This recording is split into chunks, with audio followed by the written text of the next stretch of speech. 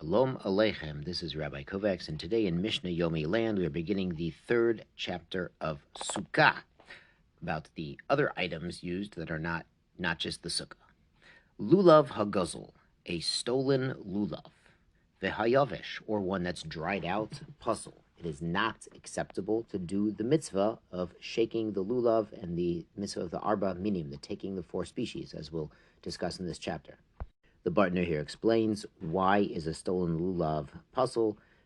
It's a pasuk. The Torah says, "Ulkachtem lachem," and you will take for yourselves. And for yourselves is mishalachem. You take what belongs to you. Now he explains there's a detail in halacha that if somebody lost their lulav and then they had what's called a yeyush, they gave up hope of ever giving it back, then anyone who picks it up technically now belongs to the second person. But an item which is stolen and then the original owner gave up hope of ever retrieving it, even someone using such a lulav, that would be a mitzvah haba be'avera, a mitzvah that comes through doing a sin, something bad. So we couldn't rely on yeyush either. And yavish is because we need hadar.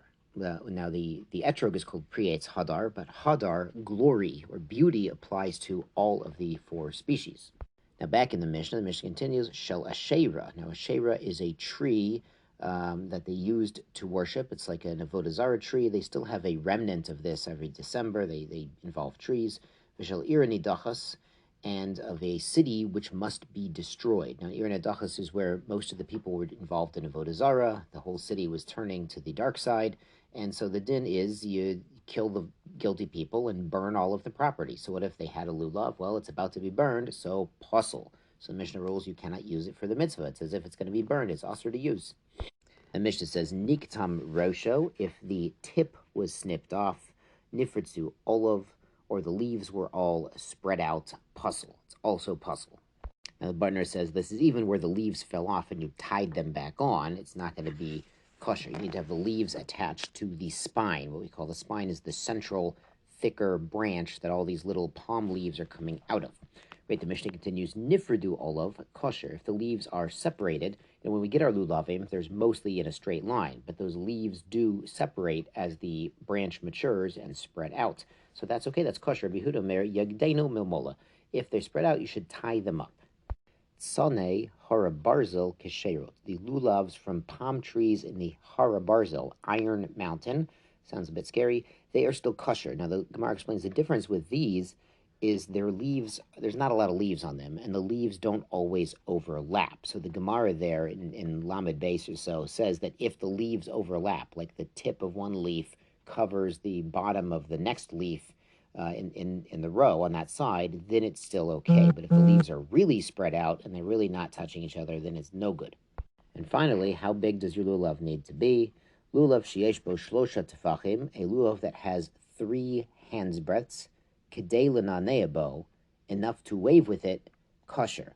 Now the way the Gemara and the Mefarshim understand this is you need 3 tefachim plus the kedei l'nanea bo, which is an extra tefach. So you really need 4 tefachim. So you need the 3 tefachim of length, plus you need something to hold on to. And your hand is about the size of a tefach, about a hand's breadth, so you need that too to have something to hold on to wave. We're going to see the other species need to be 3 tefachim in total, whereas the lulav is 4 tefachim or more in total, and so it sticks out past the other ones. L'maisa, nowadays, most of the lulavim we get imported are quite larger than that. Mishnah Bet, Chapter 3, Mishnah 2, Hadas. A hadas is a myrtle, I believe. I just call it a hadas. Hagozul v'yavish puzzle. As we said about the lulav, if it's stolen or dried out, it's no good. Shel asherah, shel nedachat puzzle. For the same reasons we explained above, it's as if it doesn't exist. It's aser b'hanav. It's been used for idolatry. So hopefully people are not worshiping myrtle trees because they'll cause problems with our hadasim. Niktam rosho. If they snipped off the tip, nifsu olav, or the leaves are all spread out, Oshahayu anovim, here's a new one, or it's berries, merubot me'olav, are more than the leaves, puzzle. It's no good. So not just disqualifications of lulav, but there's a new one. If there's more berries on the hadas branch than there are leaves, that's not going to work for the mitzvah. The imiatan kosher, but if you fixed it by removing some of the berries, then you've made your hadas kosher. Ve'ein me'matin b'Yom Tov, but you can't do so on Yom Tov itself. Now, the reason for that is it's akin to tikkun kli. Tikkun mana is a malacha we learned about in Maseches Shabbos. It also applies on Yom Tov. It's like you're fixing something that's broken, because even though this Hadas branch is lemaisa, it's not broken. I mean, you broke it off the tree, but it's not broken, but it's halachically broken in the sense that you can't use it right now until you remove the berry. So that must be done before Yom Tov. So this is a great reminder to always inspect your arba minim before Yom Tov begins and get everything, bound together properly, so you can have a nice lekachtem lachem with a beautiful etrog and arba minim with a lot of hadar. Tzkula mitzvot, sei gesund.